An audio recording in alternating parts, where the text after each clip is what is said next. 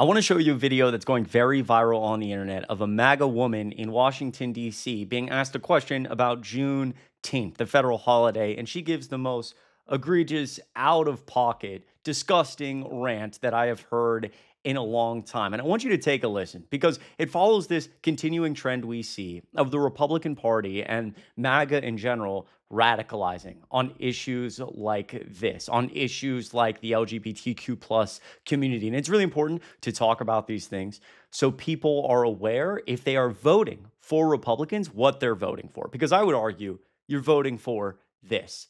You're voting for this declining approval of gay marriage, this hate against the LGBTQ plus community, going backwards in history is what you're voting for. Now, before we get into it, once again, my name's Chris Mowrey. I'm filling in for Adam Mockler on the Adam Mockler channel. If you enjoy this type of content, the link to my YouTube channel will be in the description down below. You guys have shown so much love lately, and from the bottom of my heart, I appreciate it. If you haven't already, make sure you're subscribed to this channel. We're trying to build something big going into 2026, 2028, and beyond. Uplift Gen Z voices and punch back against what I call MAGA media. It's a lot of the reason we lost the 2024 election. And so on this channel, we're trying to build something to compete and hopefully give us the ability to win in 2026 and 2028. And if you want to join this community, all you have to do is hit subscribe down below. All right, really quickly, before we get into this video, let me show you Donald Trump's comments on Juneteenth.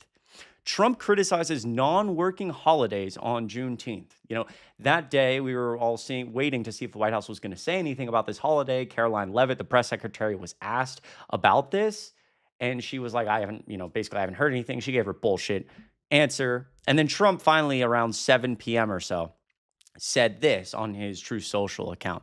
Quote, "Too many non-working holidays in America. It is costing our country billions of dollars to keep all of these businesses closed. The workers don't want it either. Soon we'll end up having a holiday for every once working day of the year." That makes no effing sense. "It must change if we are going to make America great again." So that's what Donald Trump said about Juneteenth. That's it. Right? First of all, it's costing our country billions of dollars. I'm very sick of this notion that Donald Trump seems to care about spending, or Republicans care about the deficit, for example, as we try to pass a bill through the Senate right now.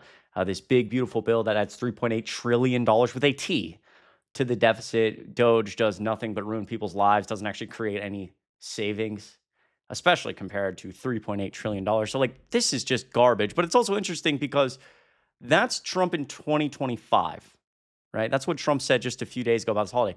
This is what Donald Trump said in 2020. Interesting. You see this radicalization of the party and how it moves. We all know that Donald Trump maybe Donald Trump really doesn't effing believe in anything, right? He just says whatever. He's a narcissist. He only cares about himself. He cares about power. But it's interesting that what he sees, at least in some aspect, what he sees as the keys to winning are this radicalization, these horrible racist remarks. And also, obviously, he is, a racist, right? So if we look at this, President Donald Trump is seeking to take credit for making Juneteenth, a day commemorating the end of slavery in the United States, quote, very famous, after rescheduling his first rally since the start of the pandemic to avoid further criticism for seeming to co-opt it. Trump told the Wall Street Journal that, quote, nobody had ever heard of it, the holiday, before he brought it up. Quote, "This is him in 2020. I did something good. I made Juneteenth very famous," Trump said in reference to the rally date in an interview published Thursday. "It is actually an important event, an important time, but nobody had ever heard of it." So again, Trump in 2020, an important date. He made it famous. He takes all the credit. 2024, we're here. Juneteenth is garbage. What a disgusting individual to just flip-flop like this based on what's, helpful to him. It's egregious. It's disgusting. Now, let me bring you back here to this rant that this woman gave, this MAGA woman. Let's take a listen. Excuse me, what's happening to the white people? They have a Black Miss America. They have a Black college. They have a Black month. What do we have? And now they have Juneteenth. Yes, I understand there was slavery, don't get me wrong. But there was also a Holocaust, and that was more recent than slavery. But you don't hear the Jews saying, gimme, gimme, gimme, gimme, gimme. What's the point of Juneteenth? What is it? I don't know. Okay, so Wow. Wow. What's happening to white people? Well, white people, specifically my demographic, right? I'm a straight white man in America. We've had like the most, every day is our day, right? We've had the most privilege in this country forever. And so I'm going to give her and anyone else listening the best response to this, which is a TikTok that I found by this creator. And he can perfectly explain it, especially relating to Charlie Kirk also crying about the same thing, saying, oh, Juneteenth doesn't matter. As Charlie Kirk also previously said that Trump made Juneteenth and it was so important. Charlie Kirk, all Republicans flip-flop on every issue. But let's listen to this creator essentially respond to the first woman. Everybody, a lot of people are going to be saying happy Juneteenth. It should not be a federal holiday, and I'm on my way to work. Black Americans were enslaved for over 400 years, and when they were finally freed, they didn't get the message right away. It took 2 more years for the last group in Texas to find out, and in that moment, Juneteenth marked the final enforcement of freedom. And you're saying that doesn't deserve a federal holiday? I know you're racist, Charlie Kirk, but come on. You're on your way to work, and that's cool. Black people worked for free for generations. They built this country with their blood, sweat, and tears. Juneteenth isn't about a day off. It's about recognizing the struggle, the resilience, and the strength and the freedom that Black Americans had to fight for, and it was something they were never just given. If that makes you and your white conservative base uncomfortable, then the issue isn't the holiday. It's y'all. It's y'all's lack of empathy, your lack of understanding, and your racism and bigotry. Beautifully said, Kaysen. Beautifully said. And again, there's the perfect response to this absolutely atrocious rant that we saw this woman go on. That white people are, where are they going? Really? Really? Again, go to therapy. This is just like a lack of empathy. I don't know. It's like the fear maybe too. When privilege starts to become equality, it feels like oppression. This fear and also, again, this conservative media doesn't help. It's always like, they're coming after you, they're doing this, and it creates this like fear where you're like, well, what's happening to me? Nothing. Nothing's happening to you. And so I bring all that up to come to this issue in general, the point of this whole video, which is this continuing radicalization of the Republican Party. Okay?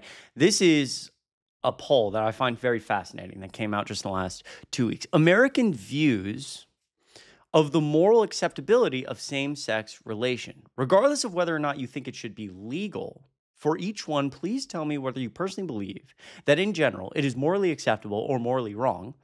How about gay or lesbian relations? And this is percent of morally acceptable by Democrats, Independents, and Republicans from 2001 to 2025. Look at this graph. Wow. So we have Democrats at 86% in 2025. Independents at 69%. U.S. adults total 64%, whether it's morally acceptable. And you see, first of all, just amongst U.S. adults, this drop from 71 down to 64 from 2022 to 2025. That's pretty intense. Again, we're fighting for these issues constantly. And all of a sudden, on some of them, polling was we're moving backwards. It's very, very scary and important to realize. Because again, got to fight back against a lot of stuff, raise awareness, know what you're voting for. And Republicans, this is what you're voting for. In 2022, is gay marriage morally acceptable? Is being gay morally acceptable? 56% say yes. And by 2025, that number's 38.